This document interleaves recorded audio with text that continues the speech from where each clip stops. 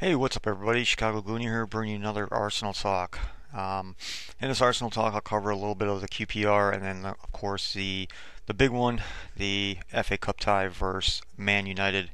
And I wanted to do this earlier, but man, this whole week has just been it's been kind of crazy. My body is in Chicago, but my mind is still in, at least on the time frame, in London. Trying to get over, 6 hours. It doesn't seem like it's a lot of time. It doesn't seem like it would be a lot to get over. But it's been a pain in the ass this whole entire week.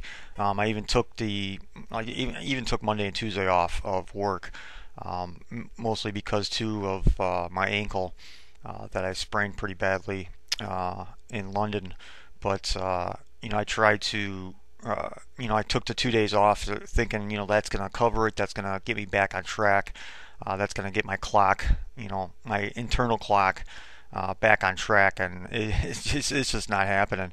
I come home from work and I'm exhausted, and I eat something. I try to lay down, and I'll sleep for like a couple hours, and I'll just wake up, and I'm up for until almost like 10 o'clock in the morning, just like laying in bed trying to fall asleep. And it's just been an absolute pain trying to get used to the time change again here in Chicago. But hopefully after this weekend I'll be back on track and back to normal.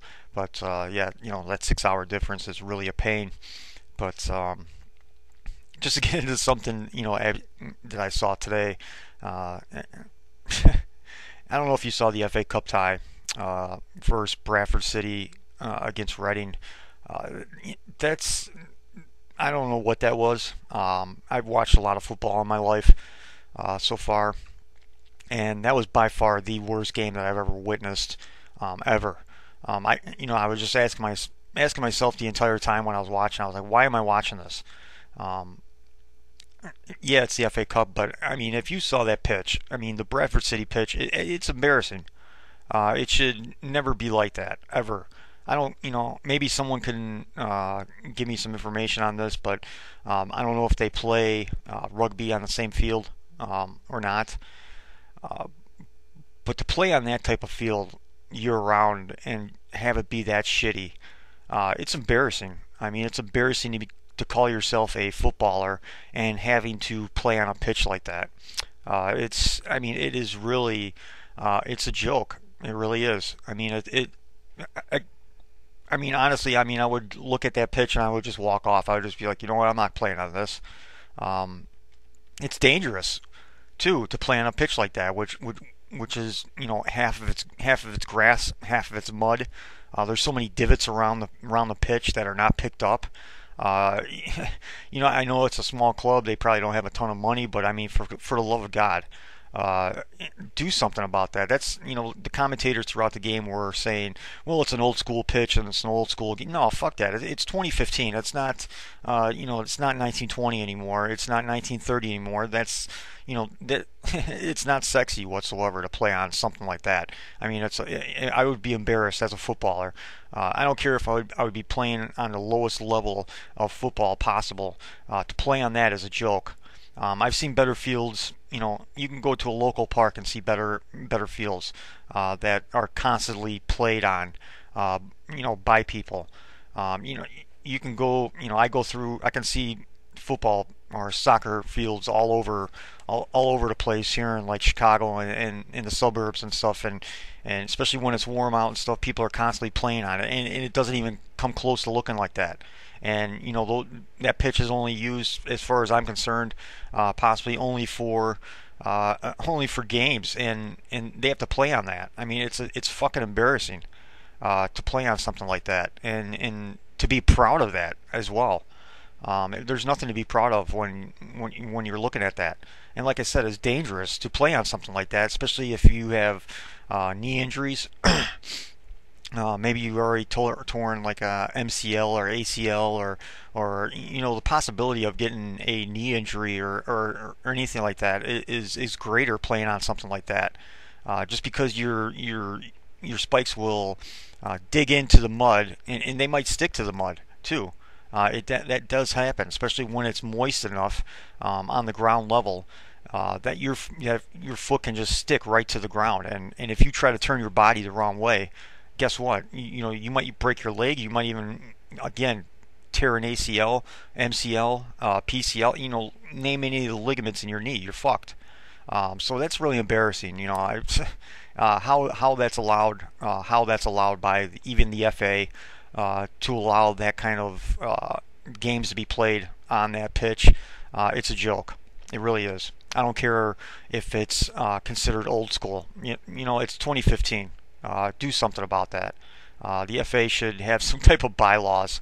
That you have to have some type of standardized pitch to be able to play on something like that. But again, it was one of the worst games I ever witnessed in my life. So hopefully I'll never have to watch another game from Bradford City on their pitch ever again. But going into a little bit of the QPR stuff, we started off. We looked tired in the first half. We looked tired. We just didn't look like we even knew what we were doing. We couldn't complete more than like 2 or 3 passes at a time. It looked like tired legs out there by most of the guys. We were good defensively, though. I will give Arsenal that, is that when QPR was on the attack, and they came out pretty much guns blazing. They weren't afraid to attack. They weren't afraid to really go at it. Again, they're on their home pitch, but at the same time, they weren't really afraid to really go after it. They're desperate for points. They're desperate for wins right now. Even 1 point would probably satisfy them at this stage in the season, because they're looking at the drop zone right now. But again, we were good defensively. Coquelin was he was my man of the match in the QPR game. I mean, he was everywhere. He was making interceptions, tackles, getting everybody organized. I mean, he was fucking everywhere. And, especially in that first half, I mean, he was the difference maker for Arsenal and defensively. Of course, the one bad thing that happened in the first half was, of course, Gabriel going down with a hamstring injury. Made a tweet, especially, everybody else making the funny tweets that, you're not an Arsenal player until you get injured. So he gets injured. He played so many appearances with Villarreal, especially this season. Didn't get injured once. He comes to Arsenal, all of a sudden he gets injured. So again, some of the training methods, some of the warming up methods prior to a game, they need to be looked at again. Something needs to be happening with this, because a lot of our injuries are muscular injuries, hamstrings, calf injuries, quad injuries, stuff like that, to where this shouldn't be happening all the freaking time. So something needs to be looked at as far as whether it's training methods or before these guys warm up. Are they not getting enough time to warm up? Are they not getting their muscles stretched out and warmed up enough to play a match? Do we have the wrong equipment? Can Puma or anybody supply us with something to under the shorts, I guess you could say. Most of them kind of use like bicycle type spandex shorts underneath their regular shorts. Is there something that we could use, or something we can give the players to that'll keep their bodies warm? That'll keep their legs warm, so the possibility of a pulled muscle or something won't happen. So that's something that needs to be looked at again. But again, it's the running joke. If you're not an Arsenal player until you get injured. He's injured. He's going to be out for 3 weeks, unfortunately. Just when you think that he's going to insert himself into the side and be a mainstay into the side and prove his worth, he gets injured.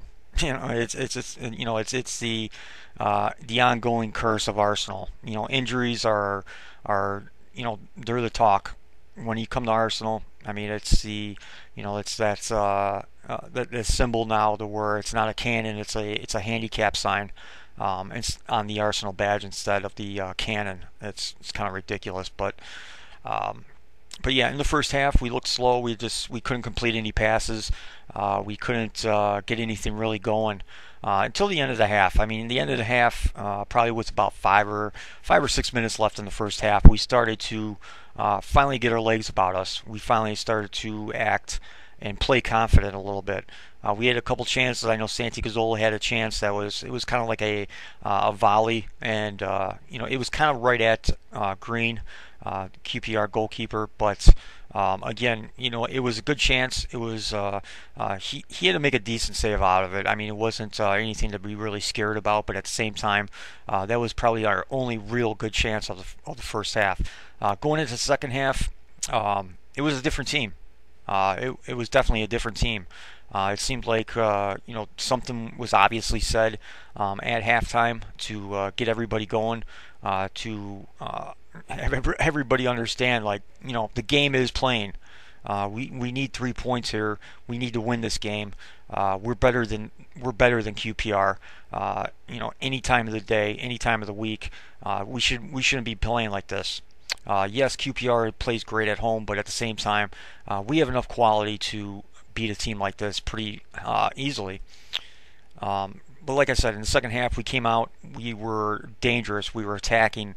We could complete more than 2 or 3 passes at a time. We started to maintain possession, which we couldn't do in the first half, which was great. Ozil really injected himself into the game. That was a great half of football by him. He didn't get an assist. He didn't get a goal. He should have got a PK. But that friend, the referee, that's the second game in a row that he fucked up on PKs. The game before that he refereed was if you saw the game, it was a Liverpool-Southampton game, and he royally fucked up on that game. If you witnessed that game, if you saw that game on TV, it was a shit show by him. And again, we get him as a referee for this QPR game, and it was just another disaster. The guy didn't even look like he knew what he was doing. He didn't know what kind of fouls he could call or not call, and that it was an obvious PK. Ozil was getting dragged down by his shirt, even by his arm, by Henry from QPR, who was already on a yellow card, so that should have been a PK and another yellow card, and he would have been sent off. But again, it didn't happen. If you saw the replay as well, he had a perfect angle on it. He was staring right, he was looking at it dead on. He had a perfect angle on it. And even the commentators were like, well, maybe he didn't have the right angle on it to really call it. You saw the replay, he was standing within 5 yards of it. And he still didn't call it. I mean, the FA is just, it's a disaster. It really is. If a lot of these guys still come back next year as referees, somebody really has to step up and start questioning the FA, and if they want a fair match to be called every single time out. I mean, you could probably count on maybe 1 or 2 fingers of how many good referees there are currently in the EPL. It's a joke. Right now we're one of the worst in the of the top 5. I would say Liga is probably one of the worst. If you watch any of those matches, it's a shit show over there too in France. But out of anybody else, La Liga, Bundesliga, and Serie A, they're pretty decent. I mean, they make the FA refs look like look like amateurs right now. This is probably one of the worst seasons that I've ever witnessed from referees, and it's case in point, with that Ozil non-penalty call. Even though he was getting dragged down, he still got a toe to it, and it almost went in. It was a really good chance. If he didn't get dragged down, if he didn't get pulled down, he probably would have scored. It was a perfect cross in, and he was right there for the goal. But like I said, but Olivier Giroud's goal, that was great. To see him score again, back-to-back games. I believe he has 10 Premier League goals and 14 Premier League appearances, and I believe he has 17 goals total on the year. I didn't even realize that, to be honest with you. I didn't realize that he had that many goals just based on the fact that he was out for a good 2.5-3 months with that broken ankle. And you could only imagine if he had a full season. He had full season of rest, and he was being rotated in and out, and what he could actually do in a season. He could easily probably score 30 goals a season with the current, starting 11, the current roster that we have right now. Especially with like Ozil and Santi and Sanchez and whoever they have playing on the wing, whether it's Theo or the Ox or Danny Welbeck or Rosicky. I mean, if he wasn't injured, he would probably have 25, probably close to 30 goals right now, just because he's just on fire. Yeah, he had a bad game against Monaco, but other than that, he's been on fire for us. He's been scoring in big games as well. So I don't know what some of the people are talking about, especially in podcasts and the pundits and stuff like that, and the fans are saying that he doesn't show up in big games, but he does. I don't care where Everton is in the table. I know they're having an off year, but they're still a tough side, regardless. They still have real footballers on that squad. They have real talent on that squad. And he scored against them. I think he scored against Liverpool. He scored against Man City. He scored against Man United. What else do you want from him? I think people are just trying to figure out new excuses to not call Olivier Giroud a good striker. Is he world class? No. Because sometimes when he does have sitters, he misses them. But at the same time, he still scores goals. He still works harder than just about any other striker in the world. He holds the ball up well. He's a good passer. Sometimes he's too unselfish. That's one of the major gripes I have of him, to where I would rather him just, get the ball at the top of the box, make one move, and take a shot on goal. Kind of like an RVP used to do for us. That was like his kind of staple, was to take just like one touch and just fire it at the net. That's what I wish he would do more of, because his left foot is pretty damn good. But again, it was scored by him. Again, any type of goal that we can get him is just another confidence booster for him, especially after the drubbing he got after the Monaco game from the fans and the pundits and everything like that. Because we need him. We need him. We need Danny Welbeck. I mean, those are the only two real strikers that we have in the squad. Sonogo went out on loan. We don't have really anybody else. I mean, we have Akpom, but again, he's young. Chances are he's still maybe a couple years away from really injecting himself into the first team and being a mainstay in the first team, to be honest with you. But out of real strikers, Giroud and Welbeck are the only guys that we do have. So getting those guys goals and keeping those guys confident is gonna just drive us for the rest of the season. And again, I mean, he might surpass. Giroud might surpass his goal total from last year. I mean, if you kind of look at his stats for his career, he's always done better year after year. If he got moved around, his second year was always his best year, and then his third year was even better than his second year. So he might even score more goals than he did last year. I think he ended up with 22 last year, and that was mainly because he was just burnt out. By the time like February and March hit, he was just so burnt out because he played so many games, so many minutes. This year, he had some time off, obviously with the injury, but even with a guy like Danny Welbeck that can play up top and give him a rest. I thought for sure that Danny Welbeck would be playing in this game, but I was kind of surprised he wouldn't be. I was surprised that Theo Walcott didn't play in this game as well. I wish there was a little bit more squad rotation. I mean, if you saw that first half, you kind of wish there was squad rotation, because it just looked like dead legs. But again, second half, it was a completely different story. Going into the Alexis Sanchez goal, about a couple minutes prior to that, he got a pass from who was it from? I think it was either Ozil or Santi, one of the two. Could have been Giroud. I'm trying to remember, but I just can't. He was wide. I mean, it was just him. It was just him and the goalkeeper, and that was it. He was running right after the ball, full blaze, and he just stopped. He just kind of slowed down, and I don't get it. I don't understand why he just didn't chip the keeper because Green came way out. I mean, he was right almost at the top of the box to meet Sanchez, right at the top of the box when Sanchez got there at the same time. Why he just didn't chip him, I don't get it. I know he saw. And obviously, he saw in his peripheral vision, he saw Mesut Ozil screaming up the right side, and maybe he saw that. Maybe he thought the angle wasn't good enough. Maybe he thought the chip wasn't good enough. But the only option that he really had was to either pass it off or to chip the goalkeeper, and he didn't do it. I mean, he tried to pass it off to Mesut Ozil, but Green got a foot on it and he blocked it. So that was a real major misstep by Alexis Sanchez. But 2 3 minutes later, he made up for it. Beautiful goal. I mean, just the footwork, the control of the ball. He knew exactly what he wanted to do. He was making QPR look stupid in that second half. I mean, him and Ozil were just making QPR look stupid in that second half. I mean, they were just owning that game in the second half. That's how good they were. That's how fun it was just to sit back and really watch those two guys work and kind of show their quality and show that they are world class, that they were just better.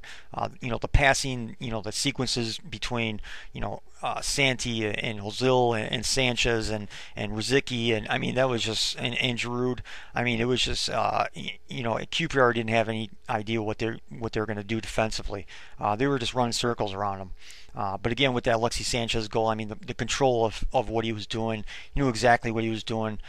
He was turning, God, who was it? I think it was Henry. He turned Henry into a circle. I mean, he was going one way, then he went the other way, and then he tried to basically do a 360. And Green, how he wasn't covering near post better than he was is beyond me, because Alexis Sanchez has, he has that in his, he's not scared to go near post when he is near post. Some goalkeepers, I think they just think, well, he's not going to be crazy enough to do that because I can cover that easily. But with Alexis Sanchez's shot and the amount of power he puts into it, he's just so deceptive when he took that goal. I think Green just wasn't expecting it. I mean, before Green even reacted to it, the ball was in the back of the net, and it was just a beautiful goal. It was a beautiful kind of an individual beautiful goal by Alexis Sanchez, and we definitely need to get his confidence back up because he was on a scoring drought of about 6 or 7 games, I believe. So we need him to start getting back on the score sheet. If we can get him on the score sheet, back on the score sheet again. Of course, Giroud was scoring goals. If we can add another player that can, really just be dangerous and score goals as well, we'll be dangerous for the rest of the season. We'll be tough to beat, obviously. But out of that game, I mean, we should have probably had maybe. It should have been like 3 or 4-0. QPR scored late in the game, but at the same time, it just wasn't. I was never really. Oh God, here we go. I was never on the edge of my seat, especially after we scored those 2 goals. I was just never really scared at any point in time, because all we had to really do was make sure one person didn't get the ball, and that was Charlie Austin. After he scored that goal, I mean, he was surrounded by either Coquelin and Koscielny or Mertesacker. I mean, they were trying to make chances, but it just wasn't. It wasn't a game to where you were nail biting. I know a lot of people said they were on the edge of their seat, but at no time was I really scared that we couldn't pull out the 3 points. We were just in tune, regardless of giving up that goal late in the game. We were just in tune. We knew what we wanted to do. We were well organized throughout the entire game. Yeah, they had some chances, but only maybe one of them, another Charlie Austin shot that he should have put on target, but he just put it wide. But again, it was just a good win, good 3 points. Kept us in the top 3, which we need to stay in. Kept us in the top 3. Again, if we just keep winning, we keep on playing our game, we keep playing within ourselves, we understand that it is the end of the season and we have to get off the bus early rather than late. we should be able to stay in the top three. All right, so getting into the FA Cup tie against Man United coming up on Monday. You know, going into it, going into the draw after the Middlesbrough game, of course we drew Man United, and there's a lot of confidence around people. Um, it's we're going into the theater of nightmares. It's not the theater of dreams. It might be the theater of dreams for uh, ManU fans, but for us, it's the theater of nightmares because we only have one win in the last 15 against Manchester United, and that's tough. That's a tough pill to swallow, and you have to keep on remembering that. Yes, currently right now, I mean, Man United on paper they're shit. On paper they have plenty of great players, but they just can't work well together. I said prior to the Man City game, I said, this is going to be the game changer. This is going to define the rest of the season for Arsenal and what we can really do. Because I think even the players know that, the league is lost. The only chance at real silverware is the FA Cup. Unfortunately, of course, we still have a Champions League game to play at Monaco. But this game could really define our entire season. Because look where we are right now. I said the Man City game was going to really define the rest of our season. It's going to really give us the confidence to play within ourselves and to play our style of football, and give us the confidence to finish out the rest of the season. But given a game like this in the FA Cup quarterfinals against ManU, a place that we do not do well in at all. You can even go back to days of the Invincibles. They didn't do well there either. And you're talking about some of the best players that have ever played for Arsenal, some of the best players that has ever played, period. And they still couldn't do well there. Given the fact that it was different Man U teams back in that day. Of course, Fergie was a manager and whatnot, but it's kind of like our Achilles heel. It's the one place that we go to that we just can't seem to win consistently. And it seems like it drags down to team after team, that there's just something in the air, something in the water. You go up to the northwest and just something happens to Arsenal, especially when you play against Manchester United. It's it's going to be rocking. It's going to be a night game. It's going to be a very late night game. I believe it's going to be 8:45. Well, it might be different because of time change on Monday. I don't know if it moves ahead or if it doesn't. I don't know if daylight savings times applies to the UK or not. But it's a 2:45 game on Monday. But this game, in my opinion, could really define what we do for the rest of the season. It could really define of what we do in the Champions League. I know everybody is, the sky is falling as far as Champions League, and there's not much hope in the Champions League that we could possibly go to Monaco and win 3-0. Can we do it? Of course we can. We have the quality. We have the players to do it. We have the scoring threats to do it.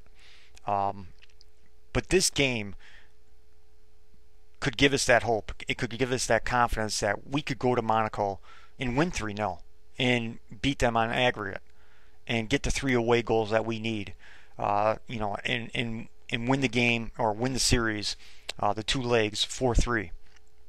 And this is the game that could really do it. Because again, our history at Old Trafford sucks.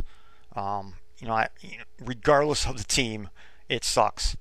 I guess the one mainstay that is good is that RVP is not playing. He's still gonna be out for another 3 or 4 weeks with his, I believe it's a knee injury or an ankle injury or something like that.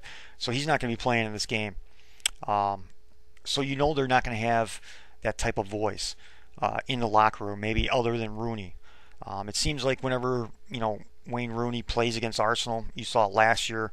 As shit that Man United were, when Wayne Rooney got on the pitch, against us, he was balls out, the best player on the pitch almost. He really willed Man United to beat us at Old Trafford last season. Even when they came to the Emirates and it was a 0-0 draw, uh, you could really see the leadership and follow by example that Wayne Rooney put on the pitch for ManU. Even coming to the Emirates this season, it was the same damn thing. Yeah, they parked the bus against us. They were trying to hit us on the counterattack, and they did. They opened us up. I mean, they just they murdered us in the second half. Uh, but with this game, I mean, this could really define the rest of our season. It could give us the confidence of finishing in that top three, which I desperately want. It could finish us out in the FA Cup, of where we can give us the confidence to win out, because it's still ours to lose. We're still the best team in the competition. Yeah, Liverpool's playing great at the moment, but at the same time, we're still better than them, top to bottom. We're still better than ManU, top to bottom. Even on paper, you look at all, Di Maria and Rooney and Falcao and Juan Mata, and we're still better than them.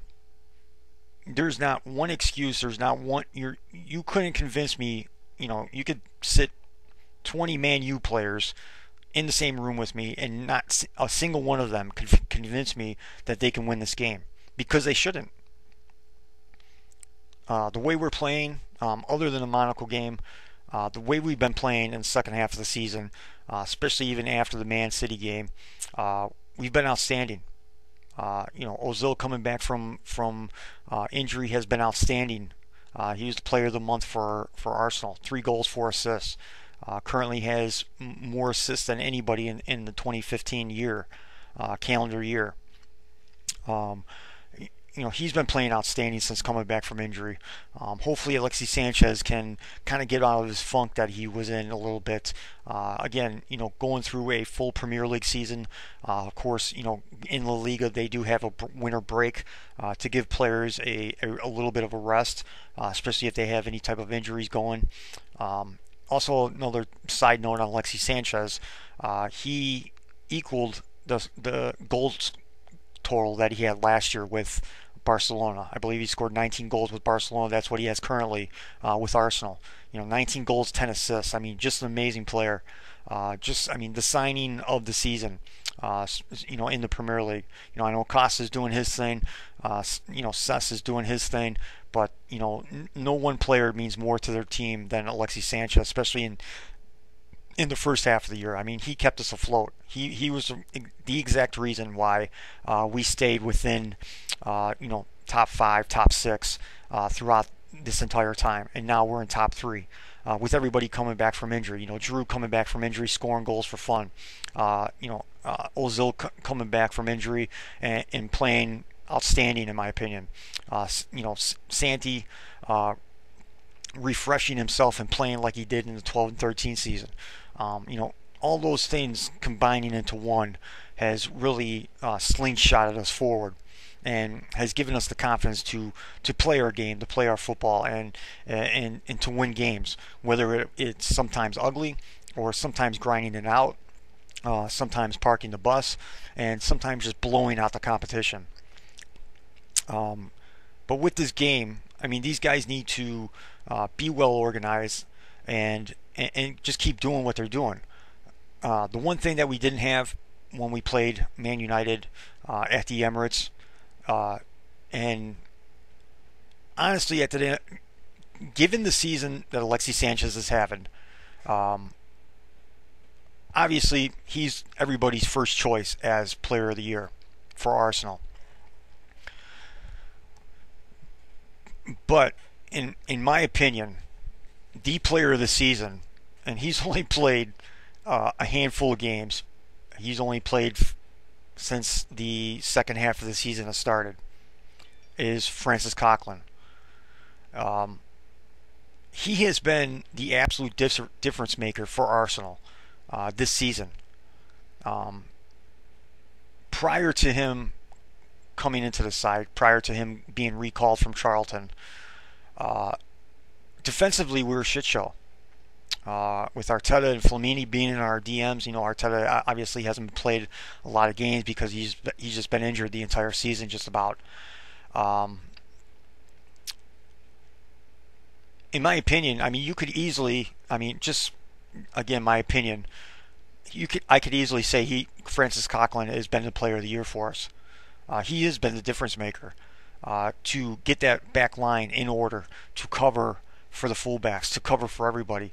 I think in the month of February, I think he had the most interceptions. I mean, he's only played a handful of games, and he's already eclipsed Matic from Chelsea with more interceptions, more tackles, I believe. And it's crazy if you look at Coquelin's stats since he's come into the side, since he's been starting. It's been nuts. I mean, it's been a blessing in disguise. It's been a fucking miracle for Arsenal to finally get a DM of his quality, and he's been showing his quality. I mean, you know, every game that he plays, you're almost kind of thinking, okay, when is he going to kind of slow up? Is he going to slow up? Is he going to have kind of like a brain fart game, which you always kind of saw from Arteta or Flamini or anybody, even Alex Song when he was with Arsenal. There was plenty of times where he just had complete brain fart games where you're just kind of thinking, what the fuck are you doing? With Coquelin, he just doesn't. He's just so solid of a player, and honestly, he might save us 30, maybe even 40 million pounds in the transfer window and through player contracts because of his play and how good he is so far. And again, he's young. I think he's only 22, so he has a ton of years. I mean, he's not even in his prime yet. That's a great thing about him too, and he's playing this well. Again, he's going to be the difference whether we win at Old Trafford or not. You know, again, he brings that physicality to Arsenal that we lack. We thought we were probably going to get that with kind of like Debuchy, and Debuchy kind of showed it here and there that he can be physical. But with Coquelin, he's not scared of anybody. You know, he's not the tallest person, he's not the biggest person, but he's not scared of anybody. You know, he'll go in on you and make a crunching tackle, and to even send a message of saying, you know, we're not soft anymore. You know, I'm back here now. I'm gonna impose my will onto you, and I'm gonna make you shit your pants. And that's what he's been doing for Arsenal. He is such a tireless worker, and he is he's beyond his years, honestly, of what he does at that role, and his understanding of the role too. I mean, you would never think of a player who barely got into the Arsenal side ever, unless it was a Capital One Cup tie. You know, was out on loan. He went to Freiburg. Who else did he go to? I know he went to Charlton. He went to somebody else. I believe was it in Liga? I can't think of it. But to think of his transformation coming back from Charlton and just watching him, how smart he is. He can be the difference maker in this Manchester United game. That we're going to have someone back there. You know, obviously it's going to be Koscielny and Mertesacker. You know, Coquelin, I think, especially after that Monaco game, I think he's going to start to be. You're going to see his intelligence even more come out throughout the rest of the season, especially with having Mertesacker as the center half. I mean, you saw in the QPR game as well. With Mertesacker starting in that game and playing in that game, you saw Coquelin really, you know, stay close as possible to Mertesacker to cover for him because, you know, he knows that he has that lack of pace. You know, after that Monaco game and the poor performance by Mertesacker, some of that, I would hate to say a little bit of that as well is on Coquelin, because he has to be there to cover for Mertesacker and for Koscielny and to provide that cover, whether it's Koscielny tracking back as hard as he can. You know, there's plenty of times that Koscielny was left on an island in that Monaco game, and part of the responsibility of a DM and Coquelin's responsibility is to cover for that other center half, to cover for the fullbacks. And there's at times in the game that he just wasn't doing that. So I think you're going to see, as intelligent of a player as he is right now, I think he's going to continue on to that. I think he's going to get even smarter because, you know, going into the side, yes, he's been training with the guys. He was always training with Arsenal when he was with them, even in the first half of the season before he went to Charlton. But he's still trying to learn the strengths and weaknesses, because there's only so much you can do in training. There's only so much you can simulate in training. As opposed to a real game. So he's still learning the strengths and weaknesses of all the defensive players, as far as Hector Bellerin and Kieran Gibbs and Monreal and Colin Chambers, and learning a new center half in Gabriel and what he can and can't do. But again, I think he is going to be, it's not going to be Ozil and Sanchez that's going to be the difference makers. Can they obviously be the difference makers? Yeah, obviously. But I think it's going to come down to what and how good of a game that Francis Coquelin can have. Because right now, ManU, they're all over the place. Offensively, attacking wise,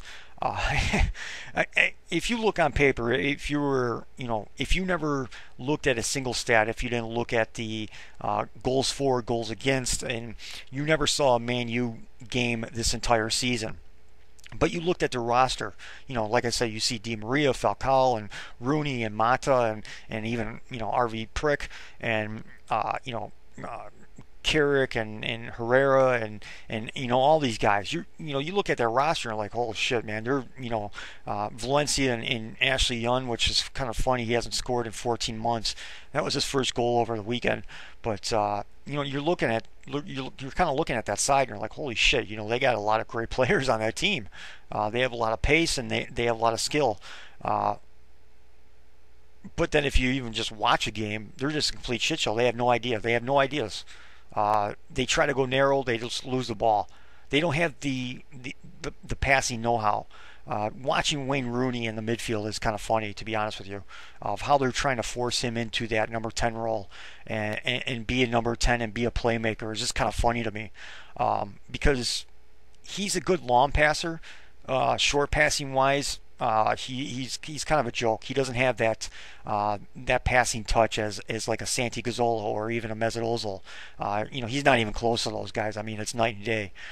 So watching him in the midfield is kind of funny, and it's going to be kind of interesting watching Coquelin and Wayne Rooney go up against each other, because at times Coquelin can kind of lose it a little bit, and we all know how much Wayne Rooney can lose at any given point in time, especially when you frustrate him.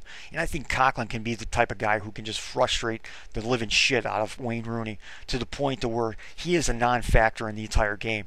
And if he's a non-factor, Wayne Rooney will blow up, and he will get himself a yellow card. He might even get himself sent off. But again, it's in Old Trafford, so the likelihood of that even happening is pretty slim. I forgot to look who the referee is in that game, so that's going to be a defining moment as well. But again, our midfield should be strong enough, and we should be able to hold on possession, and we should be able to break that back line this time. Having Ozil, having Santi, it's going to be kind of interesting too of what our lineup is going to be like going into that game. Is Santi going to be playing on the wing with Aaron Ramsey coming back? Is Aaron Ramsey going to even be in the starting 11? Honestly, I would probably hold off on it. I would just keep on playing the same starting 11. I would even throw Rosicky out there. I mean, he's been playing amazing given his age, and I mean, the guy is just ageless. The way he runs, the way he gets after it, the intensity that he brings to this Arsenal side as well. And of course, just that veteran leadership as well. When sometimes Arsenal is completely leaderless on the pitch, we need that guy out there. But again, here's a question I pose to all you guys. Do you start Danny Welbeck? If there's any one player on Arsenal right now that has a chip on his shoulder, that has something to prove, that just wants to go out there, and yeah, obviously he probably still has love for Manchester United. Does he have love for Louis van Gaal, who pushed him out the door? Does he have love for Ryan Giggs, who pushed him out the door? Does he have love for the executives, the sporting director who pushed him out the door? Probably not. So there's not one other guy on Arsenal who would want to go out there and just bust his ass for 90 minutes and try to get a goal. So it's going to be tough for Arsene Wenger to figure out who's our starting 11 for this game. Do you push out Danny Welbeck out there? because he's going to have something to prove. You know he's going to bust his ass. You know he's going to want us to. Any athlete, regardless of what sport they play, if they get pushed out the door at any type of sports team, they always try to come out and stick it to them. They always try to come out and just, I mean, just give it to them. Just say, you know what, you guys made a fucking mistake by letting me go. So I can see if Danny Welbeck starts on either right or left side. Because I would like to see, Giroud starting up top, Welbeck starting on the right wing, Sanchez on the left, Ozil playing behind Giroud, Santi as a CM, Coquelin obviously as a DM. Of course, we're short in the back still, so it's going to be probably Bellerin, Koscielny, and then most likely it might be Gibbs. Honestly, I would almost rather see Monreal. Just because he is a little bit better defensively, but Gibbs has really been coming back on strong over these last couple games, and obviously he's been proving himself in training as well. But do you leave Gibbs out there because of his pace, given the fact that chances are Valencia will start on that right side for ManU, and he can still cross the ball and he still has a little pace to him. He's not the same Valencia that he was, say, 2-3 years ago, but he's still somewhat dangerous sometimes. But given the fact the way they're playing and just, I mean, ManU just doesn't have an idea of what they want to do. It's going to be kind of interesting of how they come out. And, obviously they're going to try to come out and play their best game, because I mean it's kind of a rivalry game. I mean, we have a rivalry ever since like the mid '90s with Manchester United. I mean, we were one of the few clubs who really stood up to them and challenged them for the league and won the league throughout those years of when they dominated the league for about 20 years. We were one of the mainstays that always kept them on their toes, that always kept on challenging them, and it doesn't change right now. You've seen, if you saw some of the Fox highlights of today before the Bradford City Reading game, the players are talking about it. Plenty of players are talking about it throughout these last couple of weeks, ever since the draw, and that's good. That's good coming from Arsenal players, that they're looking forward to this game. They want to play this game. They want to play in Old Trafford, because I think, like I said, I think all of them know this is the only chance at hardware that we have this season. And imagine the confidence level coming out of this game. If we win even convincingly, because we should win convincingly. If I would predict a score, we should win 3-1, 2-0, 3-1, something like that.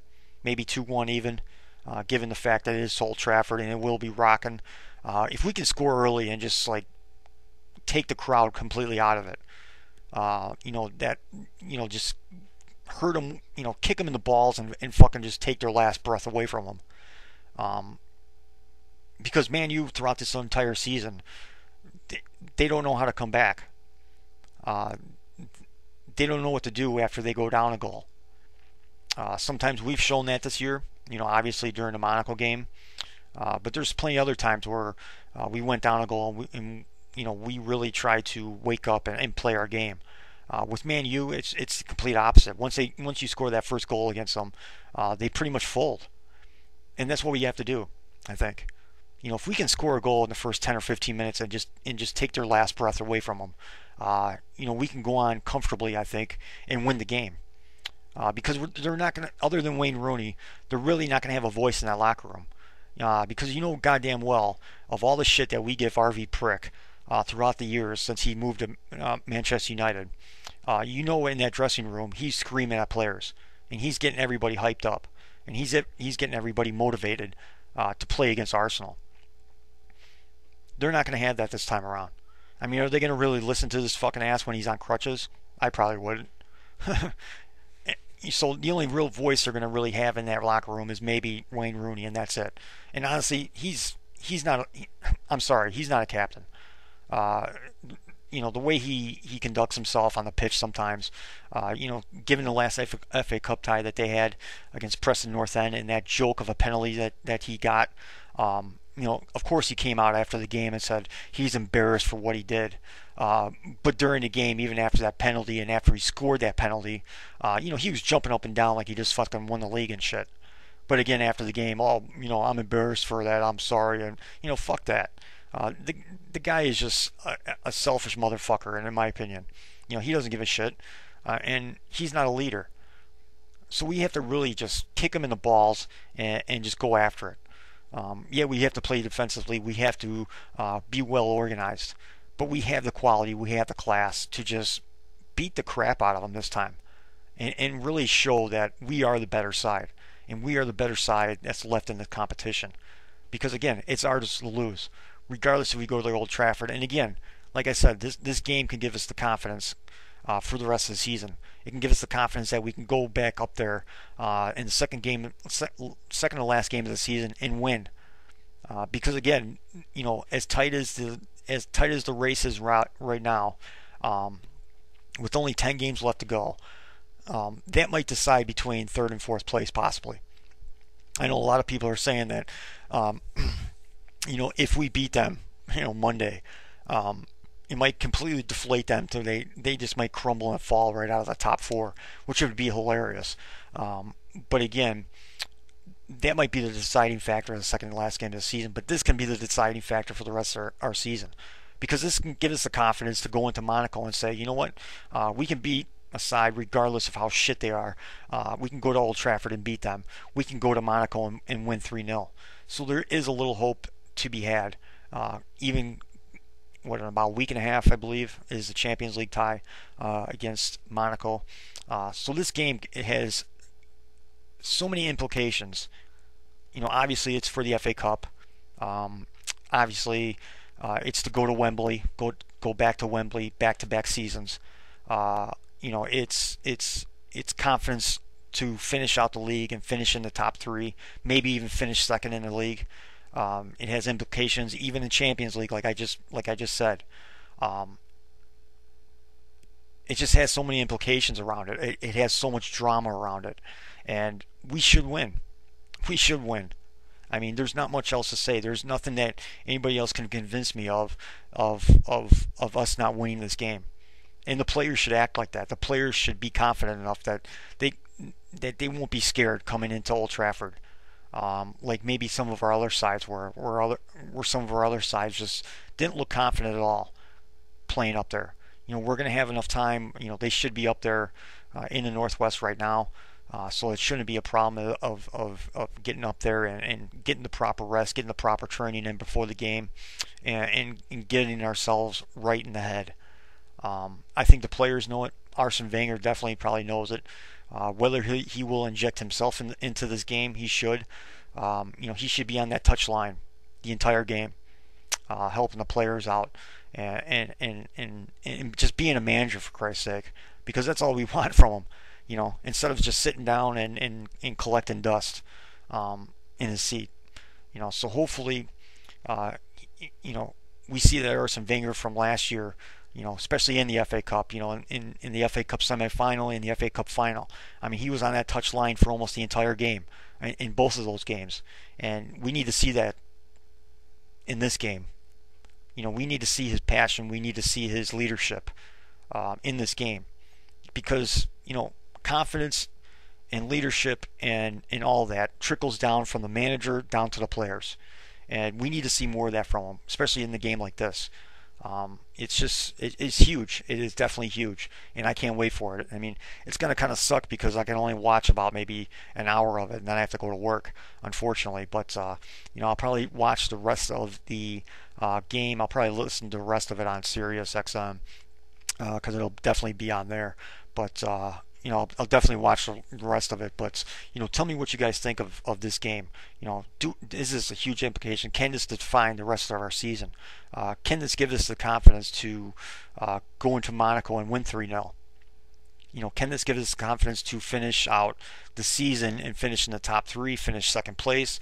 Give us the confidence going into the final weeks, because we have Liverpool coming up, we have Chelsea coming up, and like I said, we have ManU at the second and last game of the season, and the rest of it is dog, and the rest of it is definitely winnable games. So tell me what you guys think of it. are you confident? Are you not confident? I'm confident, but at the same time, it's still going up to Old Trafford. It's still a scary game. It's still a rivalry game. And when those games happen, anything can happen, regardless of what your team sheet says, regardless of what players you have on your squad. When it's a rivalry game, anything can happen. But again, we should win this game.